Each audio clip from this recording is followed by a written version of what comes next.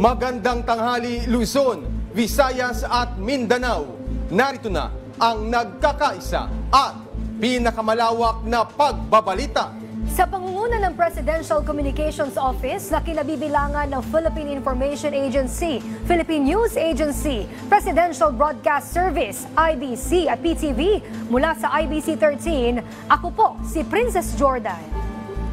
Ihahatid namin ang mga komprehensibo at mahalagang balita mula sa iba't ibang bahagi ng bansa. Mula naman sa PTV, ako si Alan Francisco. Ito ang Balitang Pambansa. Ngayong tanghali sa Balitang Pambansa, 90-day campaign period para sa 2025 national elections. Umarangkada na. Commission on Elections. Mahigpit ang paalala sa paglalagay ng campaign materials. Pangulong Ferdinand R. Marcos Jr. paungunahan ang campaign rally ng Alyansa para sa Bagong Pilipinas sa Ilocos Norte mamaya. Chinese research vessel na namataan sa Lubang Island sa Occidental Mindoro, mahigpit na binabantayan ng PCG at Philippine Navy. Pangulong Marcos Jr. tututukan ang pagbibigay ng pangmatagalang trabaho para sa mga Pilipino. Pamahagi ng tulong sa mga binahang lugar sa Palawan, Puspusan, Puerto Princesa City, posibleng isailalim sa state of calamity. At retired police general na nagtago sa ibang bansa dahil sa pagkakasangkot sa kontrobersyal na 990 kilo shabu raid sa Maynila noong 2022. Sumuko na. Una sa ating mga balita, tutok ang administrasyon ni Pangulong Ferdinand R. Marcos Jr. sa pagbibigay ng pangmatagalang trabaho para sa mga Pilipino. Samantala, inaasahan namang dadami ang bilang ng trabaho sa bansa ngayong panahon ng eleksyon. Si Alvin Baltazar ng Radyo Pilipinas sa Balitang Pambansa. Walang duda ang Department of Labor and Employment na dadami ang trabaho ngayong election period at pagsisimula na ng kampanya para sa mga tumatakbo sa national level. Itong sinabi ni DOLE Secretary Benvenito Laguesma sa gitna ng stable employment sa Philippine labor market noong isang taon at improvement na nakita sa job quality. Ganun pa man, pinahayag ni Laguesma na hindi sila umaasa sa naturang epekto ng nasabing political exercise na anyay season na lamang at pansamantala ang magandang epekto nito. Pagbibigay din ng DOLE Chief, nananatiling nakatuon ang kanilang focus para mabigyan ng pangmatagalang trabaho ang mga Pilipino.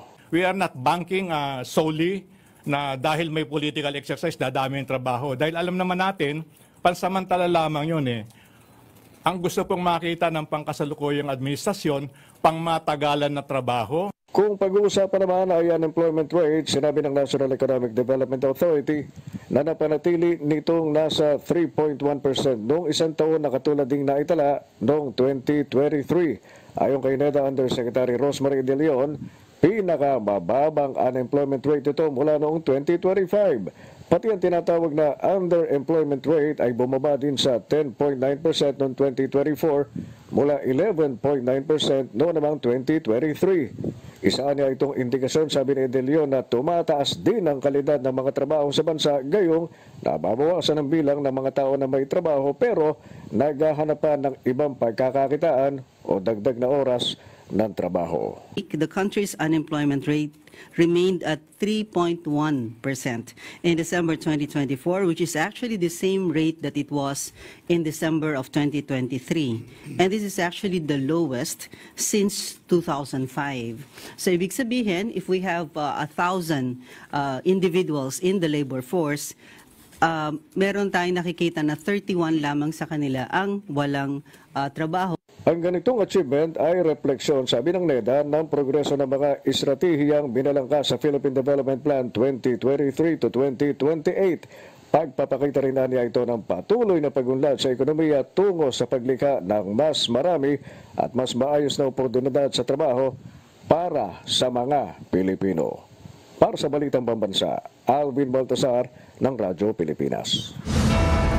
Ipinadala na ng Pilipinas sa Indonesia ang naval contingent na lalahok sa 5th Multilateral Naval Exercise Komodo 2025 ngayong buwan. Sisimulan ang pagsasanay sa February 16 hanggang 22 sa Bali, Indonesia. Ayon kay Fleet Marine Ready Force o FMRF spokesperson Lieutenant Oscar Ronaldo Mendoza, isinagawa ang send-off ceremony nitong February 8 sa Naval Operating Base Subic Bay, Zambales. Ang contingent na tinawag na Naval Task Group 84 ay binubuo ng 175 tauhan mula sa iba't ibang Philippine Navy units at offshore patrol vessel na BRP Ramon Alcaraz. Layo ng nasabing pagsasanay na palakasin pa ang ugnayan ng mga bansang lalahok, partikular na sa maritime security operations at humanitarian assistance. Inaasahang darating si Pangulong Ferdinand R. Marcos Jr. sa Lawag, Ilocos Norte para pangunahan ang isasagawang proclamation rally ng Alyansa para sa Bagong Pilipinas, kung saan nagsimula na ring maghigpit ng seguridad sa lugar. Si Mela Lesmoras ng PTV sa Balitang Pambansa. Live, Mela. Alan, bago ang proclamation rally mamaya, isang press conference muna ang idaraos dito nga sa Lawag City kasama ang senatorial candidates ng Alyansa para sa Bagong Pilipinas. Ang ating mga kababayan, inaabangan na ang mga plataforma ng mga pambato ng administrasyon.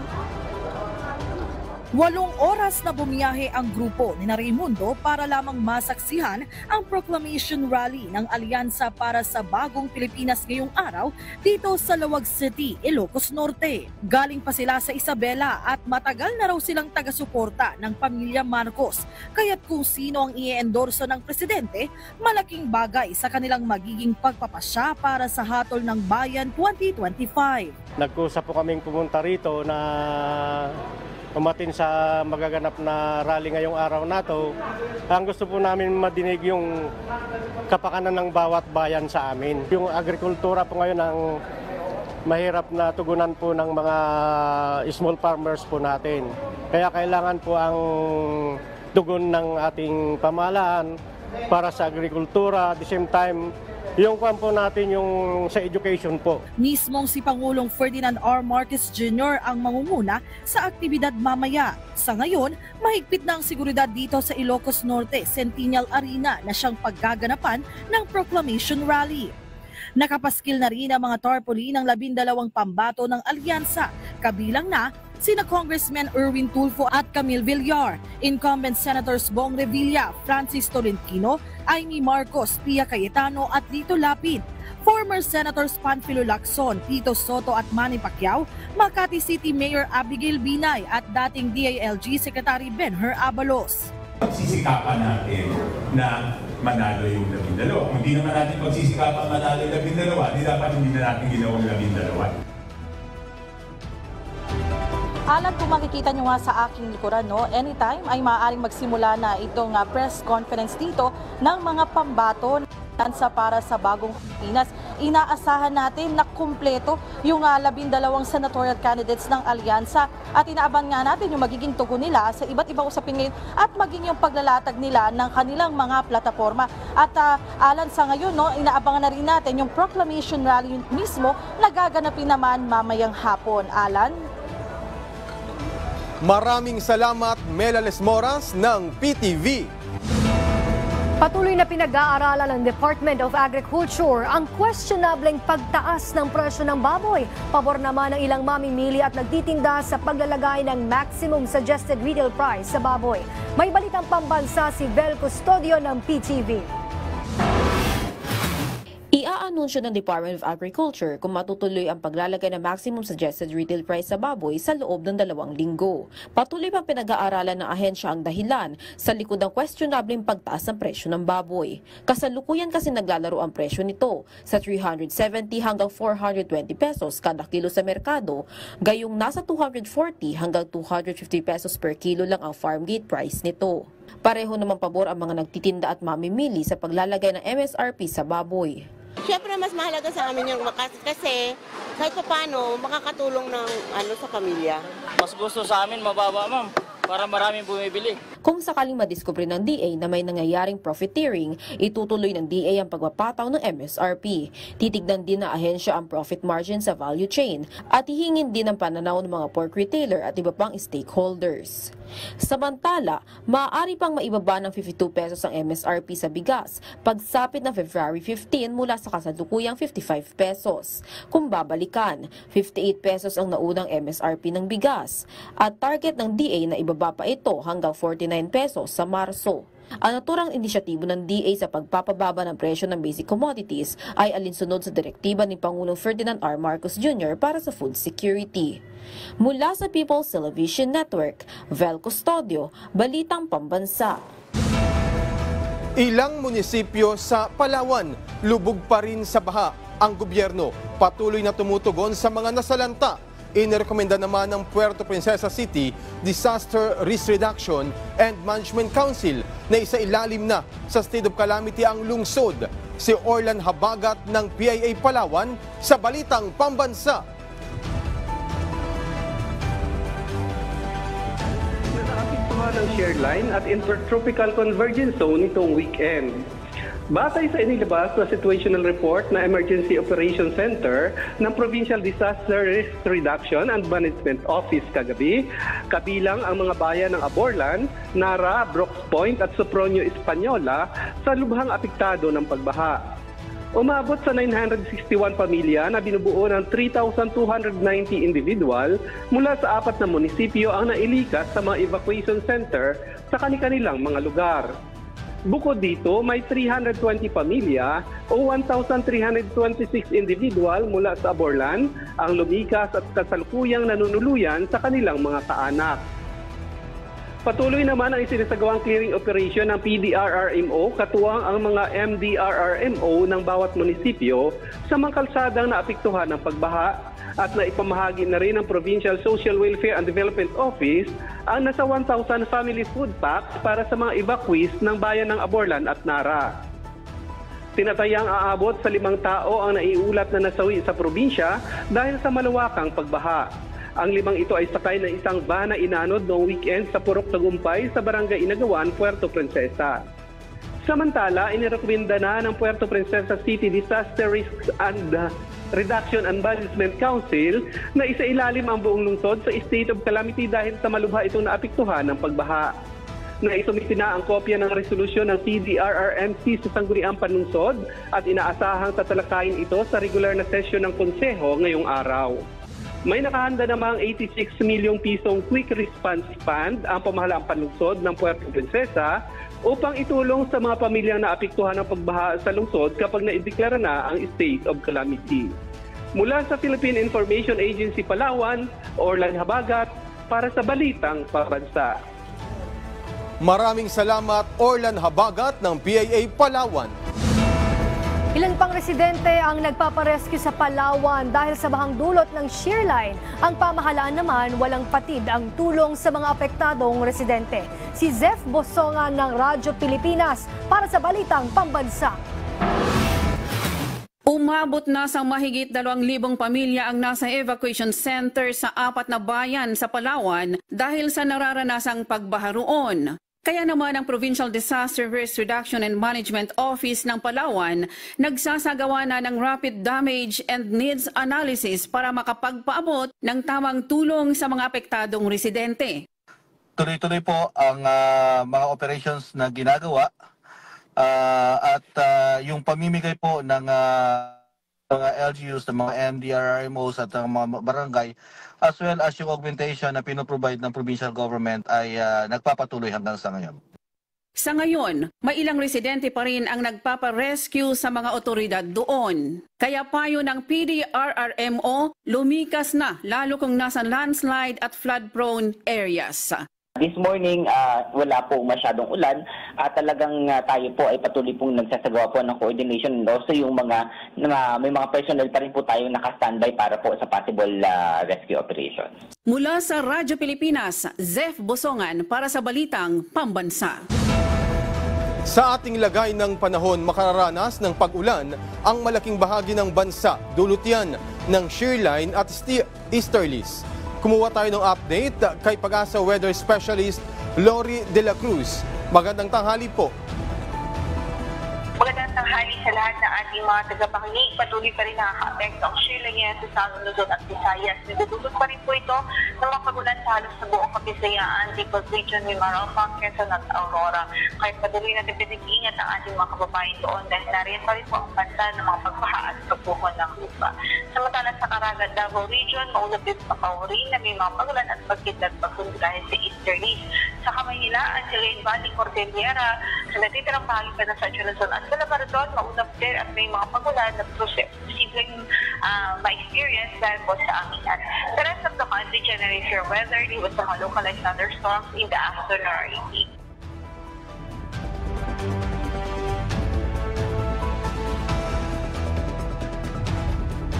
Yan mo na rikas mula sa Pag-asa. Ito po si Lori De La Cruz. Maraming salamat, Pag-asa Weather Specialist Lori De La Cruz. Mahigpit namang binabantayan ng Philippine Coast Guard at Philippine Navy ang Chinese research vessel na Lanhai 101 na namataan sa Lubang Island, Occidental Mindoro. Si Patrick De Jesus ng PTV sa Balitang Pambansa. Patrick. Yes, gaya nga nung sinabi mo, ay huling namataan itong Chinese research vessel nag 17 nautical miles mula sa Lubang, Occidental Mindoro. Unang na-detect ang nasabing research vessel na Lanhai 101 noong linggo na naglalayag sa silangang bahagi ng Palawan sa loob ng ating archipelagic waters.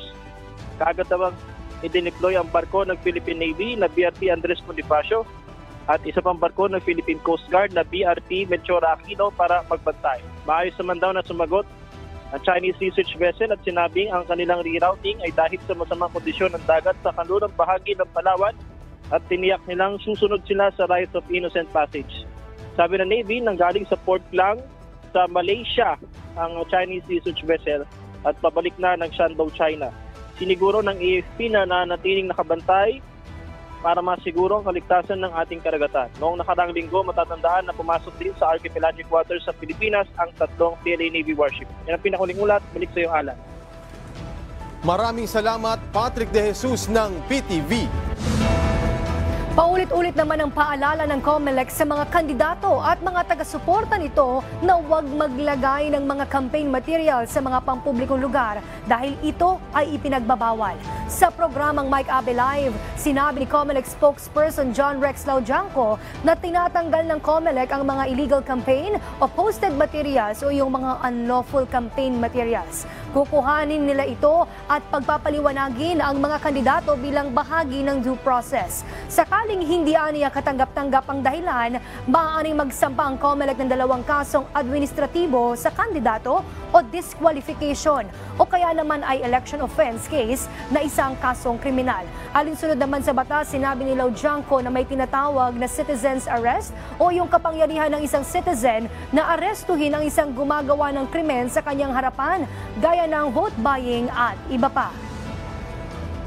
So kung nagko-commit po ng krimen sa harapan ninyo at sa tingin naman po ninyo, itong sinasabi ni Chairman Garcia, kaya naman po mahuli ng mapayapa at ligtas kayo pare-pareho, kaya pakagawa nyo na po yan. Ngunit kung sinasabi po ni Chairman Garcia, panaigun po yung pag-iingat at mas mainam pa rin po sa lahat ng pagkakataon. Tumawag na lang po sa COMELEC, tumawag sa pulisya, humingi ng tulong ng kami po ang mag-aresto sa mga lumalabag sa batas.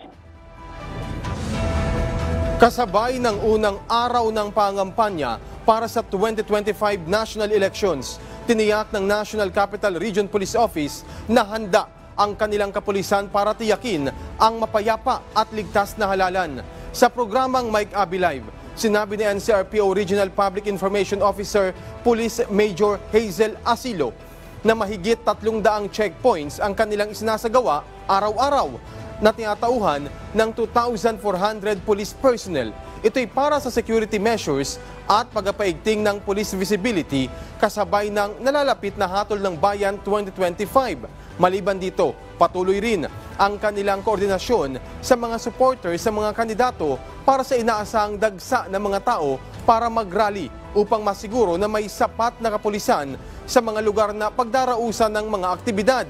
Tiniyak din ng NCRPO na nailipat na nila ang ilan sa kanilang mga tauhan para matiyak na hindi makaapekto ang mga ito sa pangampanya, partikular na sa mga may kamag-anak na kakandidato ngayong halalan. Samantala, kinumpirma ng NCRPO na walang high risk o major concern silang nakikita sa kasalukuyan kapwa sa national at sa local areas. Kami po ay nananawagan sa inyo na maging maingat at mapanuri sa ating mga kilos at desisyon.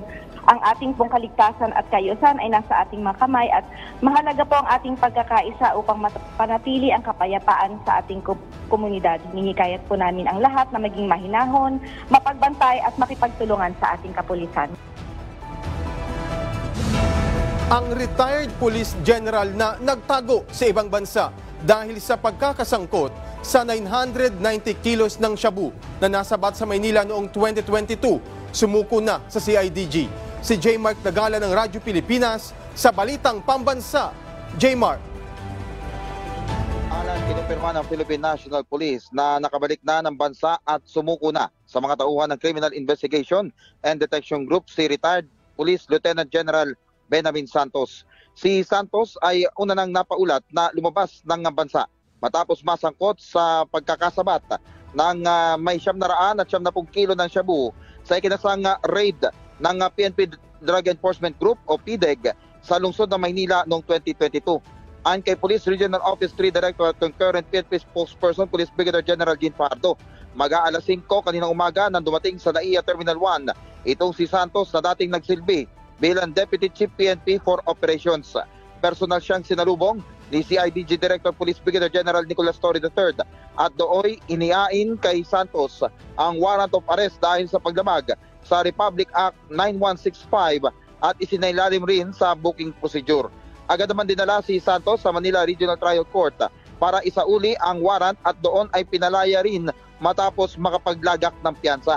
Magungunit ang kabilang si Santos sa 30 pulis na inakusang sangkot sa pagtatanim ng ebidensya na nag-ugat sa ikinasang bypass operation sa isang lending office sa Tondo. Dahil sa pagsuko ni Santos, bumaba pa sa 7 ang mga tauhan ng PNP na sangkot sa kaso at may outstanding warrant of arrest na kasalukuyan pa rin tinutugis ng mga otoridad. J. Mark Dagala ng Radyo Pilipinas para sa Balitang Pambansa. Maraming salamat, J. Mark Dagala ng Radyo Pilipinas. Target ng Marawi Compensation Board na maproseso ang nasa 2 hanggang 3,000 claimants ngayong taon. Sa programang Bagong Pilipinas Ngayon, sinabi ni MCB Chairperson Attorney Maysara Dandamun Latip. Sa kabila ng hindi madaling proseso, positibo siya na matatapos nila ang pagbibigay ng monetary compensation sa mga eligible claimant bago matapos ang 2028. As of 2028, dapat tapos na namin lahat. So if we're targeting 3,000 a year, we will be able to finish at that time. Patuloy na dinadagdagan ng PhilHealth ang mga benepisyo para sa kanilang mga miyembro. Bukod dito, sagot din ng PhilHealth ngayong 2025 ang mga assistive devices tulad ng mga wheelchair, crutches at marami pang iba. Si Noel Talakay ng PTV sa Balitang Pambansa Live. Noel? Princess, ngayong 2025 may bagong mga benepisyo na ipatutupad ang PhilHealth.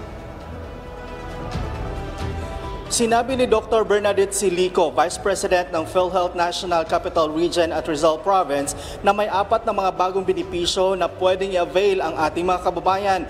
Una na dito ang dental care o preventive oral health services na kabilang sa primary care, kung saan kasama dito ang libreng bunot ng ngipin, paglilinis ng ngipin at marami pang iba. Mayroon din para sa pangangalaga ng mata ng mga bata o pediatric optometric services para sa edad 0 to 15 years old at may libreng konsultasyon sa mata at eyeglasses. Papalawagin din ang coverage ng outpatient emergency care benefits. Ito ang mga pasyente na nangangailangan ng agarang lunas na hindi naman magtatagal sa loob ng ospital ng 24 oras. Sagot din ng PhilHealth ngayong 2025 ang mga assistive devices tulad ng mga wheelchair, crutches at marami pang iba. We promised pinalawak at mga bagong benepisyo para sa mamamayang Filipino. Staying true to that promise, we have broadened our coverage, especially for marginalized sectors. Since our last kapihan last September 2024, remember, we have launched 13 new and enhanced benefit packages. Princess, ito kanina, ang magandang balitang ito ay inihayag ng PhilHealth kanina sa kapihan ng Bagong Pilipinas ng Philippine Information Agency. Bahagi ito ng kanilang pagdiriwang ng ika-30th anniversary ng PhilHealth at National Insurance Month, at ipapatupad ang mga bagong mga benepisyo ngayong February 14, 2025. Princess? Maraming salamat, Noel Talakay ng PTV. Samantala, Cambodian Prime Minister Hun Manet nakarating na sa Malacanang kung saan sinalubong ito ni Pangulong Ferdinand R. Marcos Jr. Kasabay nito, pinasalamatan ng Pangulo ang Cambodia sa pagbibigay ng Royal Pardon sa 13 Pilipino. Si Clazel Pardilla ng PTV para sa Balitang Pambansa. Princess, bumisita sa palasyo ng Malacanang si Cambodian Prime Minister Hun Manet ngayong araw. Ito ang unang opisyal na pagbisita ng Cambodian Prime Minister at kanyang may bahay sa Pilipinas. Mainit siyang tinanggap ng Pangulong Ferdinand R. Marcos Jr., First Lady Liza Araneta Marcos at ilang kabinete ng bansa sa pamamagitan ng arrival honors alas 11 kaninang umaga. Matapos ang paglagda sa guest list, isinagawa ang bilateral meeting. Inaasang pagtitibay ng dalawang bansa ang bilateral relations, regional at international cooperation. Ayon kay Pangulong Ferdinand R. Marcos Jr., isusulong din ang kooperasyon sa pagpapasigla ng ekonomiya, kapayapaan at seguridad. Kabilang din ang pagpapatatag sa cybersecurity at paglaban sa transnational crime, pagpapalakas ng depensa, kalakalan, turismo, regional at multilateral na ugnayan. Kasama nito, nagpasalamat si Pangulong Marcos sa pagbibigay ng Royal Pardon sa 13 Pinoy surrogates at sa pagtulong sa kanila ng Cambodia. Salamin niya ito ng lumalalim na relasyon ng Pilipinas at Cambodia. Mamaya inasahang tutulak na Palawag, Ilocos Norte si Pangulong Marcos para sa proclamation rally ng mga kandidatong sinusuportahan ng Presidente sa ilalim ng alyansa para sa Bagong Pilipinas. Yan muna ang pinakahuling balita mula dito sa Palasyo. Balik sa iyo, Princess. Maraming salamat, Clazel Pardilla ng PTV.